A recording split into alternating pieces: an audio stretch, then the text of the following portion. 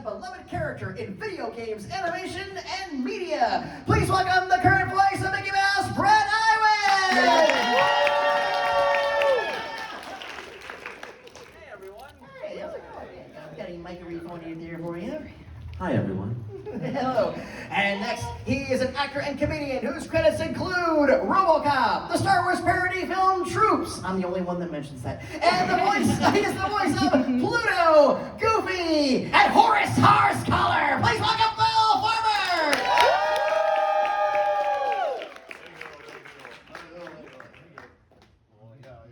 Thank you very much. Yeah, I put Horace ahead of Goofy. Yeah. The forgotten one. He is forgotten. He came out in Prince and the Pauper. Mm-hmm. And I actually did the audition on the set because they didn't think to give him a voice. And I asked what was he like to kind of get an idea for the voice. And they said, well, he's kind of snooty a little bit. I was thinking Jim Backus. And then I said, well, it's like that, but he's very droll and kind of dry. So I was thinking Ben Stein from, what was it? Ferris Bueller's Day Out. Ferris Bueller's Day Win Out. Ben Stein's money. And it's like this, I put them together, and that's his voice. It works. And so you never know where the jobs come from. No, indeed. So I've certainly heard these stories before, but I think there are people who haven't it. Yes. How did you both come into these roles? You want to go first? Sure, I'll go first. Well, I like to say I tripped and fell into this role. I was an artist. I went to school for art, was working as an illustrator and designer. And a friend of mine who works for the company found out through an email that they were holding auditions for an understudy for Mickey Mouse. So what that means is Wayne Allwine had been the voice for 32 years. He was still the official voice of Mickey, but they were looking for someone to train with him with the intent of eventually taking over the role. So I was just a huge Mickey fan. I loved Disney. I always wanted to work for Disney as an artist, but as such, I had just kind of started doing a Mickey impression. Went to school in here in Florida, down in Sarasota. Would come up to the parks all the time, and when we'd come through the gates, I'd say, "Oh boy!" And that was about the extent of my Mickey impression, but my friends knew I did it, and she said, "Hey, you gotta try out for this." And I thought, when in the world do you ever get the chance to audition for Mickey Mouse? It's a once in a lifetime opportunity, and I'd be a fool not to take it. So I submitted my audition, and I guess you could say the rest is history. I was called back a couple of times. Unfortunately, Wayne passed away during that process, and so it was no longer an understudy position. I was kind of thrust into the role back in 2009. You were fast-tracked. I was very much fast-tracked, and it's been, I've been learning on the job training, I guess you could say, since 2009. It's now been 16 years, and I just hope that I get to keep doing it for as long as I can. We do too. You've done a marvelous job with it, and that's because that's the flagship character, and the fact that they even had these semi-open auditions, so to speak, and stuff like that still kind of blows my mind. Yeah, not the usual way of going about things. It really was unique in that the leadership at the time hadn't really, from what I understand, hadn't found a suitable voice through the typical casting calls with agents. And they were discussing it one day and said, it's just coincidentally, Mickey's voice has kind of come up through the studio. In the past, first was Walt Disney, and then Walt Disney's sound effects guru, Jimmy McDonald, took over when Walt was too busy. And it just so happened that Wayne Allwine was working with Jimmy in the sound effects department when he auditioned. So there was just this, kind of unplanned history of the voice of Mickey Mouse was working in the studio. So when they hadn't found anybody through the typical casting calls, they said, let's cast the net within the studio and see what happens. Maybe somebody here would work. And I wasn't at the studio, but my friend who was working there was able to kind of make that connection for me. So I'm very grateful for that. Absolutely. That, very similar to my Monsters, Inc. experience. That was too, was I had a friend working for the company at the time. They need improv actors that have video game experience. And then that took, just being lucky to know somebody to kick the dominoes down. Yeah, for sure. Mine was a little different story. I was found in a dumpster by Walt Disney. No. Truth comes out. Not that long ago. It was a long time ago, actually 1986. I was a stand-up comic impressionist out of Dallas, And on the advice of an agent, I moved to California to see what I could do in Hollywood. I was going to give it a year, you know. Yeah, I should be able to do something out there. And I was able to get an agent, and about 5 months later, they came and said, do you do any of the Disney characters? At the time, there were several people that were kind of filling in, maybe a guy down here, a guy at Disneyland, someone doing records, TV shows, and they didn't have it really solidified. They wanted to settle on one voice for each of the main characters. And so I had this agent, and I said, well, I do pretty good Goofy. He was my favorite Disney character when I was a kid. And they gave me a cassette of the original Pinto Colvig from old cartoons. And so I just had it over a weekend, went in, laid it down, and about a month later, they called me in for a job. And it was a thing called Disney's Doggone Valentine. And I had one line of dialogue from an old Goofy cartoon. And I had, it was one of those driving things, you know, where he was driving and you get a ticket and you have to go to school, you'll see it. Yeah. And I think I said the line was, let me see, what was it? Gosh, you know, hey, I put my foot on the gas and I'm out of here quick. And it was to the video of the cartoon. And I'd never done that before. It's called looping or ADR. And it was terrifying for me. And I was so green, I met the voice of Donald Duck, Tony Anselmo, who was drawing Donald, just kind of sitting around making pictures. And they were really beautiful pictures. And I thought to myself, I seriously thought, well, we don't have to draw these guys too, do we? I made a horrible mistake. I can't draw. Oh, good, just the voice. And so they liked that one, and a month later they called me back for another one. And it was like that for several years, really, just maybe once every couple of months or something like that, until a show, Goof Troop, came along. And so that was the first series, and that was steady work. And at the time, I was still doing stand-up comedy until Disney called, and they said, we need you Thursday of next week. It's, well, I'm going to be in Seattle doing a comedy show. Well, if you can't be available, we'll have to get someone else. I said, I'll quit. And I did, and 38 years, that was the best idea I ever had. Absolutely. And let's not forget, you popped up in RoboCop. Oh yes, that was back in Dallas. Sportscaster, yeah, it was your Dallas That was station, even before Goofy. Yeah, that was way too. The newscaster. Yeah, I was an on-the-street reporter, and I remember that terrified me because first movie I had ever done, and I had to say things like, terrorism has never been a factor in this city's politics before, but all that changed today when former city councilman Ron Miller entered City Hall with a gun. He's now upstairs in a second-floor office holding Mayor Clifford Gibson and his staff hostage. Lieutenant Hitchcock, what's next? And I went over to the guy. And then the director, Paul Verhoeven. And it was at night. It was about 1 in the morning, August 1986, 96 degrees. Peter Weller was about dying in the RoboCop outfit. And, Dr. Weller. and that's right, you got to call him Doctor. So we did this, and then I was hitting my mark too early, and I still had 3 sentences left. Said, now cut this, this, and this. Now let's go. I spent weeks learning this damn thing, so, but we got through it, and it's still in the movie, so. If I look terrified in that scene, it's because I was. So you both, what I appreciate about both you guys so much is that this has not been just a gig. You guys have accepted these roles with a layer of responsibility. And you've been protective of the fidelity of the characters and stuff like that. And thank you both for that, for caring as much as this, be above and beyond the call of duty as actors and performers. What's been the oddest thing that Disney has had you guys do as these voices? Yes, what happened? We were just discussing this what are the backstage, oddest but I things? don't know if any of those stories are going to make it onto stage today. Oddest thing. One thing that comes to mind, and you said we're tasked with kind of ensuring character integrity in a way. Like, you know, it's the unspoken part of the job that we should know the characters well enough to know what they would and wouldn't say, and that means sometimes you go into a situation for a project where maybe the director doesn't know how the character should speak or how the character should perform. But on the other side of that coin is sometimes you walk into a situation where, regardless of what you know the boundaries of the character should be, someone has had an idea that's been greenlit to kind of take the character out of its typical mode or mold.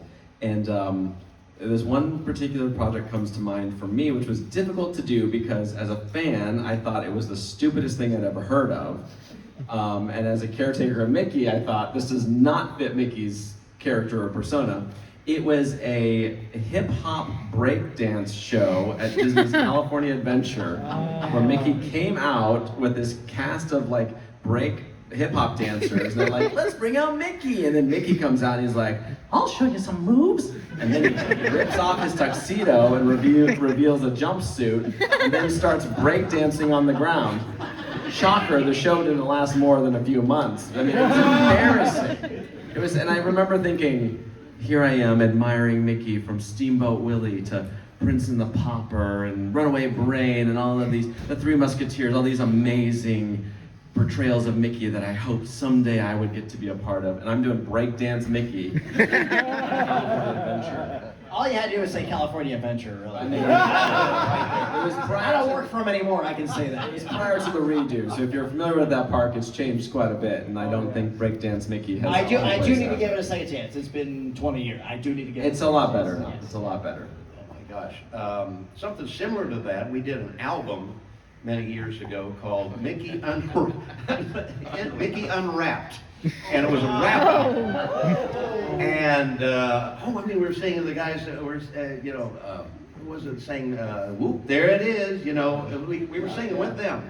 And you don't want to hear Goofy, let's get down with a dog,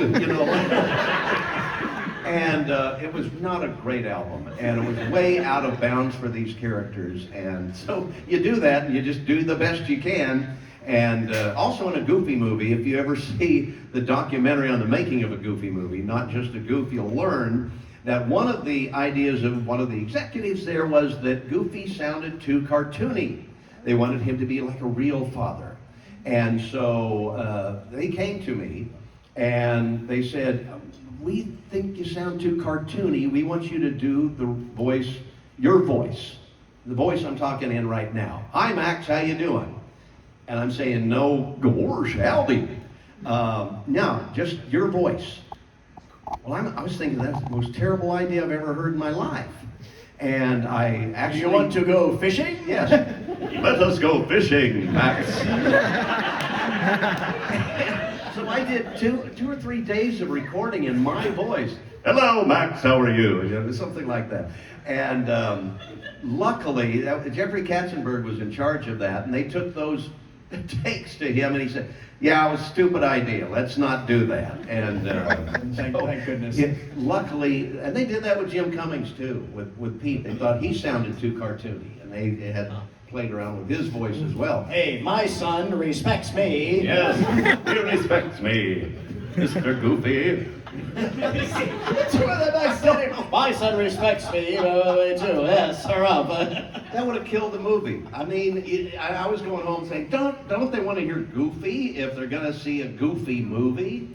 And luckily, they went around the barn. That's why it took over 2 years and probably 40 recording days to go back to this similar, the way it should have been. But it turned out okay. Yeah, it did. And that's a wonderful documentary. And I'm not saying that just because I'm in it too. Right, you are. I'm YouTuber number 5 according to the subtitles. One of our virtual events we did a couple of years ago at GalaxyCon Live, which is still available actually. Yeah, they used the clips from us. So I was like, oh hey, that's nice. So, and how's the documentary? What's the reception been towards it? It's been fantastic. In April 7th was the 30th anniversary of the Goofy movie.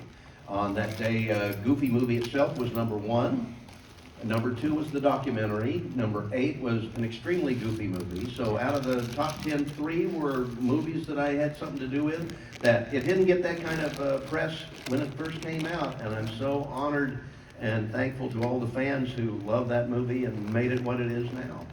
Well, we're thankful, absolutely, both of you. Again, thank you for your talents and your professionalism, for the performances you've given to these wonderful characters, and everything else you guys have collectively done. It's like, you both, we've been doing this for about almost a decade now, and you have both been a friend to the fans, and you guys are so wonderful to all of them, and thank you for that, really. Oh, it's our pleasure. We wouldn't be able to do what we do if it weren't for the fans. So Yeah. thank you guys Yeah. for being fans of these characters and, you know, coming to these events and reminding us why we do what we do. Yeah, it's the most fun. It really is. It's a lot of fun. Show business is so difficult to get into because there are, well, they say in Hollywood there's like 250,000 Screen Actors Guild members, maybe 10,000 jobs in a week, so that means 240,000 out-of-work actors every week. It's very competitive. So, but when you do succeed, it's a lot of fun. Yeah. And I think one of the biggest misconceptions folks have had about your position is that it's not like you guys are on salary. You guys are gig to gig to gig to gig. So you're waiting for the email to drop. Absolutely, we're contracted talent. In fact, Yeah. we just found out last week that our Mickey Mouse Clubhouse Plus got picked up for seasons 2 and 3, and so that was, you know, new stuff. Yes. Very exciting. Every year of work, hopefully. Yeah. Otherwise, we were starting up our own, you know, lawn service business. Yeah. And now we're going to start weeding people's gardens and. Goofy's digs, you know. Well, don't you have your own full train yet? I do, and that requires a little bit of work. So I guess when the work dries up, I'll just go and work on the railroad. I've been working on the railroad. Brad's a big train aficionado. So. I am, yes. Way too. So, well, gentlemen, thank you for indulging my capricious curiosity as always. I'm gonna jump in and see what this audience has. Alrighty. Start the fun. Hey, what's your name? My name is Orber, and I wanted to, first of all, I want to say thank you for bringing Mickey Mouse Clubhouse back to Disney Plus. It was one of my favorite shows when I was a kid and I grew up. So my question is, what was your favorite song from that show? Oh gosh, that's a tough one. Yeah. This new Mickey Mouse Clubhouse Plus, the new iteration, has a lot of really great songs. At least a new song or short little stanza from a song on each episode. Yeah. I don't even remember the names. It's hard to remember them all. And Yeah. The Little Helper song is fun. What else? I'll have to get out my phone. I know, and get look out at the soundtrack. What's your Find favorite? the reference. One of your favorites. Yeah. It's the Mickey Mouse Clubhouse theme song. Oh yeah. Oh, yeah, like the hot dog dance. People asked me to do that, and I'd snap a hip if I tried. So. Well, there you go. We can agree that they're all pretty good ones. So we'll leave it at that. Great. Thank you so much. What's your name? My name's Taylor. I want to say first, thank you so much for your work. I work with children with autism, so they watch your shows all the time. They're like stimming and just jumping around watching you, and it makes me so happy that they're just like connecting with your characters and stuff. Oh, yeah. We get a lot of people with autism and on the spectrum at our tables here, Comic-Cons and everything, and they have an amazing knowledge of much more about the stuff I've done than I know. They know dialogue. They know these shows so well, the stuff that I've forgotten. And, you know, I remember a person said, well, in the third episode of Goof Troop, Goofy puts a dinosaur egg in the front hall closet. Why did he do that? And I'm going, I don't know where my wallet is. How am I going to remember this? It's amazing what they know. Another example of being grateful for the fans. Absolutely, absolutely. That's why I like to do Comic-Cons, is to meet the fans. Because you hear stories about how important these characters are to people, and it's very heartwarming. Yeah. Well, my question is, if Mickey and Goofy had a podcast, what would they talk about? Wow, that would be kind of... I'd like to do a podcast about Okay, now, can I drive your train? Let's see, there we go, we're going around there. Goofy, I know you far too well to let you ride my train. They always make Goofy drive, don't they? They do, yeah. It's always one of my favorite ways to get out of a phone call when you're doing a character voice is to say, Well, I gotta get going. Goofy put cotton candy in the monorail again, and the whole thing's a mess. But I think Goofy and Donald, or Goofy and Mickey. What characters do we do? Where are we? What day is it? Mickey and Pluto too. I think it'd be fun to have a podcast talking about treats at the parks. You know, Well, going yeah. around and sampling popcorn and churros and all that. Hot stuff. dogs. To be a hot dog aficionado. That's a Well, great great question. one. Hey, one for the question and one for helping out those kids that need a little extra. Thank you. Hi, what's your name? I'm Nathan. To say that you two have made a huge impact on my life would be putting it lightly, so I thank you for that. So with that being said, what was the most challenging aspect of your iconic characters of Goofy and Mickey Mouse? Oh.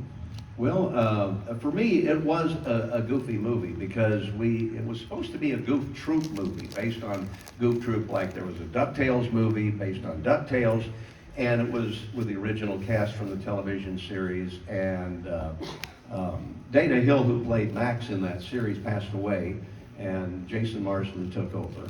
But they made it into a road picture, and they kind of changed the plot of the movie before we really started recording there, and forgot where I'm going with it.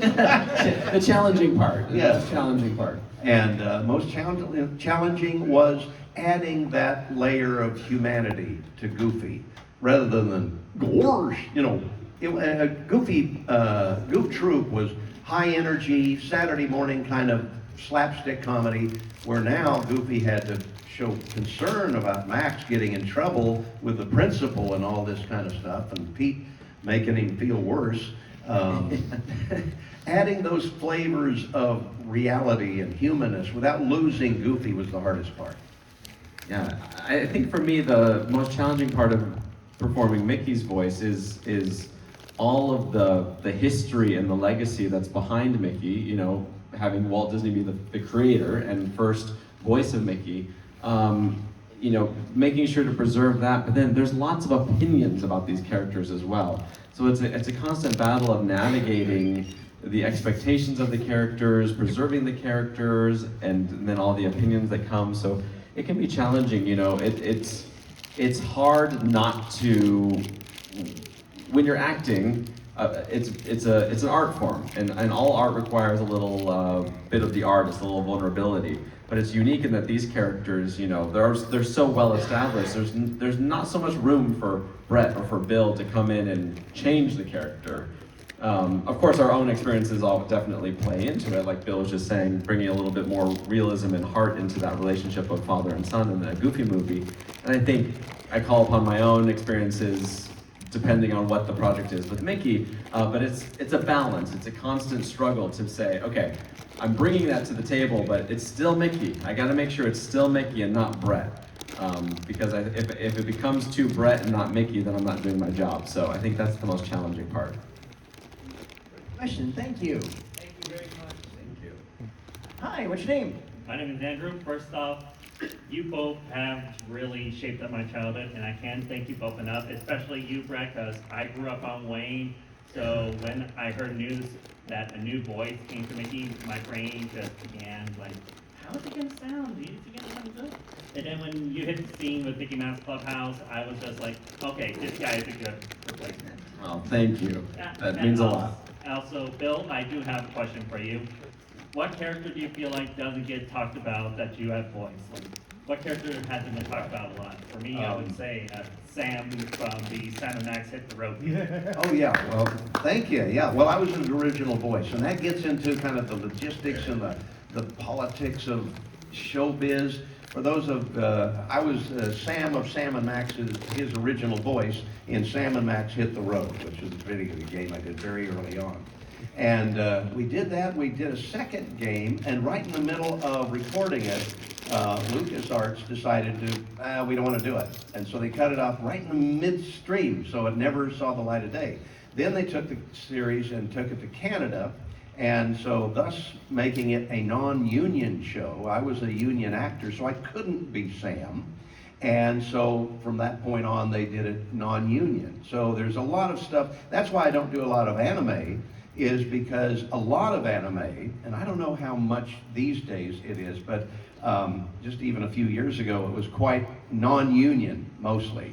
And that makes it illegal for me as a SAG member to actually perform in that. And so it's kind of a thing behind the screen. You want to be a union actor, a non-union actor, whatever. And there's a lot of both, really. But it can limit you in what you can do. I'm a big Sam Max fan as well too. And thank you for that. Good one. Yeah. Hi, what's your name? Hi, I'm Maggie, and I was wondering what show, movie, game, piece of media that you've done the voice of for you, Goofy, and you, Mickey, done that was like your favorite to do. Gosh, I've shared this story before, but I think my favorite still is Fantasmic, the show at Disney Hollywood Studios and at Disneyland. I'm a huge fan of it. It's a big reason why I even started doing a Mickey impression when I was a kid, because I loved that show and I'd listen to the soundtrack and talk along with it. Some imagination, huh? And so I think to this day, that's one of my favorite things. We've also done a lot of stop motion and holiday specials lately that I'm really fond of, with really good stories. And being the art and animation geek that I am, anytime that the final project looks good, I'm a big fan of. So. Yeah, and what a lot of people don't know is that we do not see the product when we're recording the voices. A lot of people still think that we're watching a movie and we're adding voices to it, which we have done in things like Kingdom Hearts, which was done in Japan first. We're replacing dialogue with English dialogue, but 99% of everything we do is just a script. And I'm alone. In COVID especially, we were all alone in our homes doing recordings from home. And to a large degree, it's still that way quite often. My son's my engineer. I record at home and started that when we were doing Amphibia, and are still doing that to this day quite often. So I don't get to work with you. Except like for things like this. Comic-Cons. Another reason for doing Comic-Cons. And it's not as easy, because it's like theater of the mind. I know the way that Brett would say a line as Mickey in my head. So if it's, come on, let's go. Like, well, Well, come on, Goof. Let's go get some food. Gorge, I hope it's hot dogs. I know it just is organic. You know the way that he would say it, and you respond that way. The only thing we need the director for on those kind of things is, oh no, Mickey's 50 feet away in a balloon or something like that. Hey, Goof! Come on, it's time to go get some food! Hey, let's go get some hot dogs, or something like that. That influences the way you do it. But yeah, we're just sitting alone with a script and a little chair and a microphone, basically. And it's a little harder than it used to be. Goof Troop, we were an ensemble. We were all in the studio at the same time, recording it like a radio play. Great question. Thank you so much. You're welcome. Okay, so go ahead. All right. We did do one for one, then we'll wrap up the other one. So okay. All right. Go ahead and introduce yourself. This isn't the roar rank. I played Speedstorm, so I know what Goofy says. Name's Jake. Hey, you got my autograph. I got your autograph on Friday, Bill, and it was nice to see you guys again. I really appreciate the comment you made with autism, with autistic people earlier. So I appreciate that, because I'm also on the spectrum. But this one is more for Brett. I don't know if he can answer this, but how come you didn't get to voice Mickey in Once Upon a Studio, and it was Chris Stanatopoulos, I think that's his name, the one who does Mickey's voice in the Mickey Mouse shorts on Disney Channel? Yeah, Chris Diamantopoulos is the actor who voices the Paul Rudish shorts. The reason I didn't work on those was that the show director kind of wanted to take a little tangent in Mickey's universe and go back to a day that was a little bit more reminiscent of the Three Stooges style of comedy, from what I understand.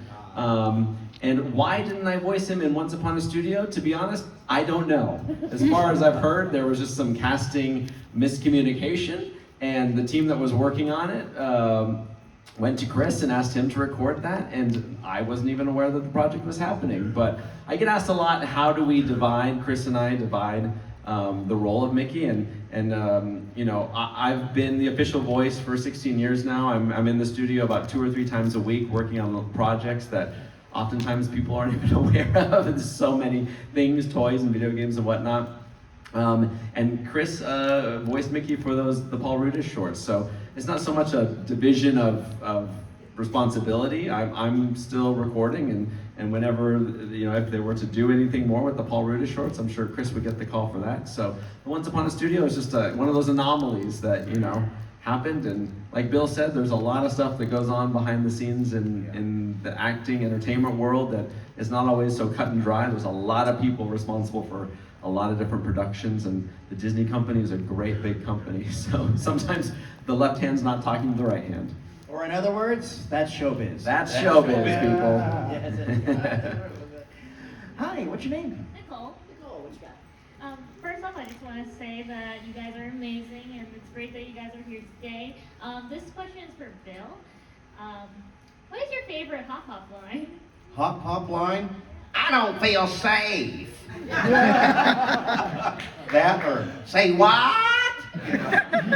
That was a fun voice because I got to create that from the audition and got it from that. And it just seemed organic. I saw a picture of the character and what would this guy sound like? So I kind of went over a few voices and everything. And for some reason that East Texas kind of thing just stuck. Thank you so much. There you go, thank you. Go on. Hi, what's your name? Hi, my name is Maddie. First off, I love both of you. My favorite cartoon is House of Mouse, and my favorite movie from you guys is Three Musketeers. And my question is towards Bill. So my question is, how was it singing Chains of Love as Goofy along with April as his milkmaid Miss Clarabelle in her melodious moo? I can see why you had to write that. I can see why you had to write that down. That's a lot of alliteration. Yeah, that's a lot. Clarabelle, was not nice to Goofy in that movie, actually. But April, at least it wasn't April. Well, Yeah, it was April. yeah, it was April did Clarabelle in that. We recorded that together, the song on the bridge there when she was going to kill Goofy and then she fell for him. So, but it was fun. We did that in about an hour and a half together. Sometimes, like, you just do your lines and then they put them together later. Other times you actually sing with another person. But most of the time it's just you doing lines, especially with Mickey Mouse Clubhouse Plus. We get a soundtrack, we learn the things, we get on and we do the song a few times, and then they put it together. It's amazing what editors can do these days. Brad, did you have any similar things in singing Mickey's voices? You ever had some interesting challenges?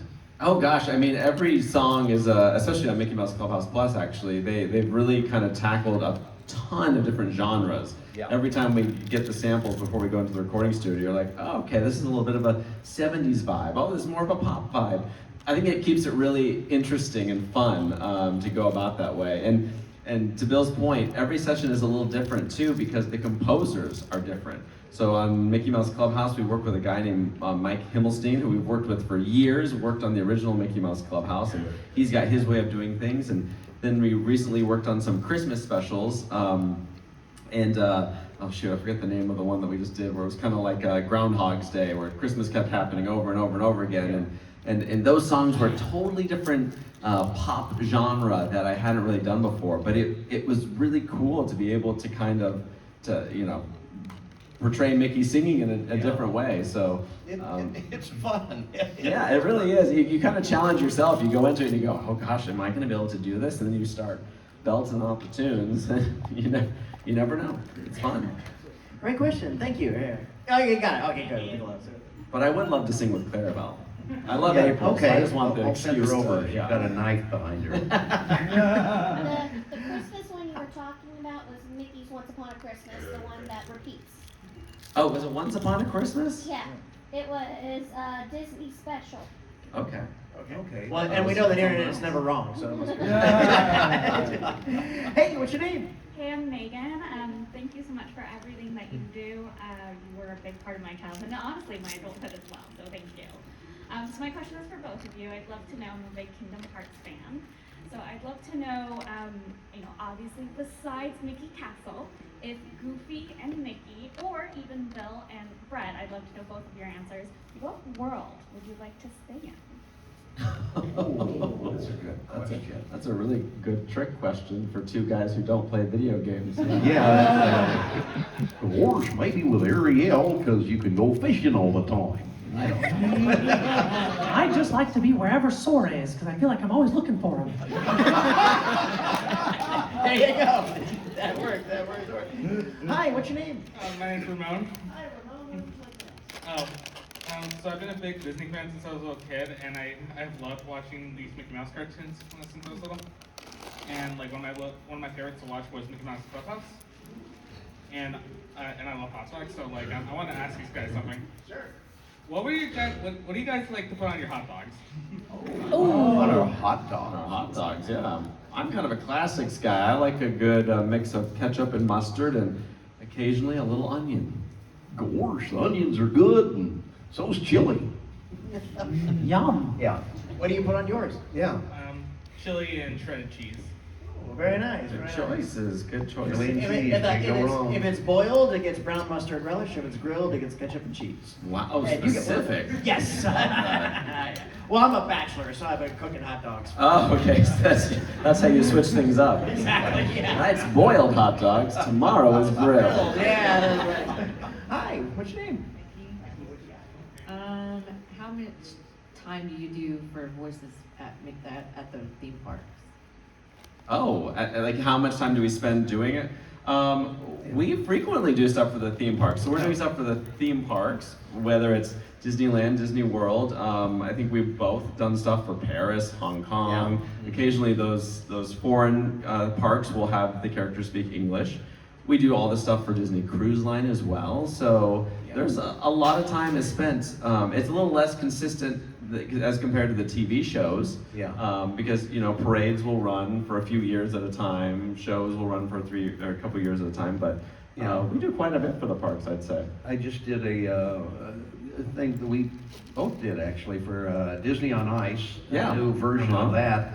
And so I went to a studio. They wanted, rather than use my home studio, I went to a studio, and they had it up on a big TV screen, and you just go line by line. And I did a thing a couple of months ago for Disneyland Paris. And the guy in Paris who was directing was on the Zoom call, and it was no different than doing a Mickey Mouse Clubhouse episode, because you don't know where they're at. And it might be another monitor over here of another person. They might be in Los Angeles, they might be in Florida, they might be in Paris. You never know. And that happens all the time now. The thing is, I think some people sometimes forget when it comes to voiceover versus any other like movie production, is you hear about people on a movie working for months at a time on this movie. I think people are often surprised how little time we actually spend on a project. Like when we go in for an episode, a 22-minute episode, usually takes me about an hour to record a 22-minute episode. It's not something like a TV show where you might be filming it for days on end. It's we're in, we're out in an hour, similar to the theme parks. Like Starlight was the new parade at Magic Kingdom. Starlight, I think that was maybe a 2-hour session where I came in and recorded a few lines. So sometimes people think, oh, you weren't working on that for months on end? And it's like, no, actually. And we're often called in very last minute on the park it's quite stuff. often. Yeah. Oh, what are you doing tomorrow? Yeah. Okay. Yeah, this parade premieres on Monday. Can you come in on Friday? Yeah. Like, you didn't think to have Mickey in this sooner? Yeah. Giving that a little thought, but. Great question, thank you. All right, we have a few minutes left, but I think we can get through this whole line. So, all right, Well, what's your name? What's your question? Hi, my name is Michael, and first off, thanks for keeping Walt Disney's characters alive. So my question is, for both of you, do you have a favorite dance move for Mickey Mouse and Goofy? Probably the hot dog dance. I don't know. Yeah, I mean, everyone loves Goofy's hot dog dance. I'll tell you what moves I don't like are those hip hop moves I referenced earlier. Mickey should never hip hop. He's classic character, so anything classic for Stay Mickey. away from rap. Yeah, exactly. We know what not to dance like. Me too. Sounds good. Fun one. Thank you. Hi. What's your name? Hi, my name is Leanna, I just wanted to tell you that thank you so much for everything. Your movies and shows are a part of my life. And my question is, what's your favorite scene from either Goofy movie, Extremely Goofy movie, or Goofy Troop, and from Mickey Mouse Clubhouse? Gosh, well, from a Goofy movie, Jason Marsden, who plays Max, and I had a difference of opinion on that, and I'm kind of coming to see his point of view, but mine was Lester's Possum Park. I love that scene. And his was the hot tub scene with Pete, because it was the most real, the most, but that was why I didn't like it. I thought it was too much me. You know, I was kind of, okay, I'm putting in a lot of human emotion here, and I don't want to lose Goofy, and I thought I was losing it a little bit. But after looking at it kind of dispassionately over the years, I said, you know, that was good directing. That was taking it in the right direction, and it was a very powerful scene. So, but I still love Lester's Possum Park. One of my favorite scenes one of my favorite scenes from one of our most recent projects was a stop motion short, Mickey Saves Christmas. And the premise is Mickey is so wrapped up in decorating for Christmas and creating this magical Christmas environment, which is true to me. Brett, the person, loves Christmas, can kind of go overboard with decorating. And Pluto just wants to play fetch with Mickey, and he's kind of ignoring Pluto. And at the very end, he surprises Pluto by, presenting him with a bone squeaky toy, and they finally play fetch. And I had just recently lost my dog at the time, so it was like a really personal moment to be like, oh, of all the distraction I had, it's important to focus on the personal moments in those moments. So that was one that really spoke to me recently. Fun question, thank you. Now, Bill, I've gone on record. My favorite scene in the Goofy movie is when Goofy and Max kill the mime with a piano. When we go out and feel like New Orleans. Or at least Atlanta. We don't ever show what happened to him. He could have, in cartoon form, slid out. Under the sidewalk like somewhere. Yeah. You don't necessarily get killed by getting hit with a piano in cartoon life. His fate is unknown. All right, what's your second one? What you got? Hey, this one's for you, Bill. How come after an extremely Goofy movie, we didn't get to see more of Sylvia?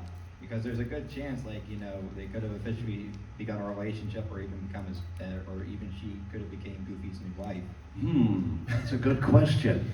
Delving into the married life of Goofy, if he gets married. We don't even know who his wife was with Max, so it's hard to tell. And Sylvia, of course, that was an interesting thing, because when we recorded that, B.B. Newworth from Frasier did Sylvia. And she lived in New York, was doing a Broadway play. I was in Hollywood. I've never talked to her on the phone. I've never met her.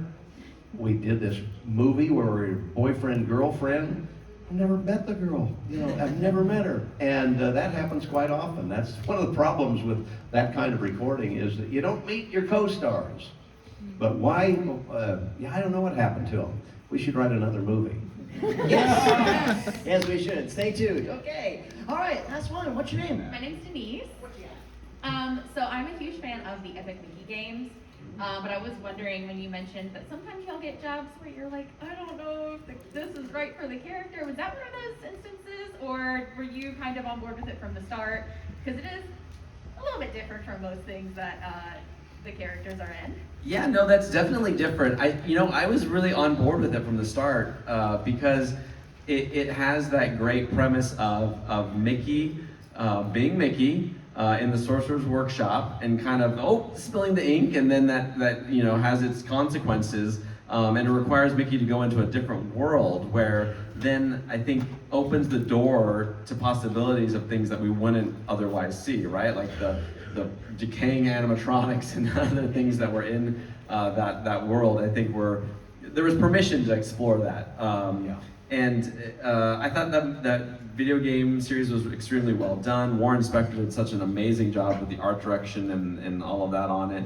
So yeah, that was actually something the one thing I was disappointed in that game, in that series, was that the cutscenes didn't have dialogue. I just wanted to be able to remember, especially Epic Mickey 1, just a lot of noises, and there was a lot of reading, and it's going, and they'd be like, well, you can't say what, but you need to make a sound that sounds like what. But don't say what. It's like, how many ways can... How do you do that? What? It's not, you sound too much like what? Okay. That was difficult. That was difficult. Absolutely. Great one. Thank you so much. Congratulations again on the series getting extended. Thanks, Very much so. Anything else on the horizon you may be allowed to share with us? Oh gosh, I think that's the most current, exciting news that we have. Yeah, it's Mickey Mouse Clubhouse Plus. Yeah. That was announced just a few days ago. Yeah, so... We'll get another series. You can't get rid of us yet. Yeah, no. We'll be doing this till it sound like a yuck.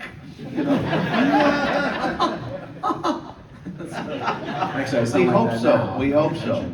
But until then, we'll be doing cons and whatever they throw at us. There's always something new on the horizon. Yeah.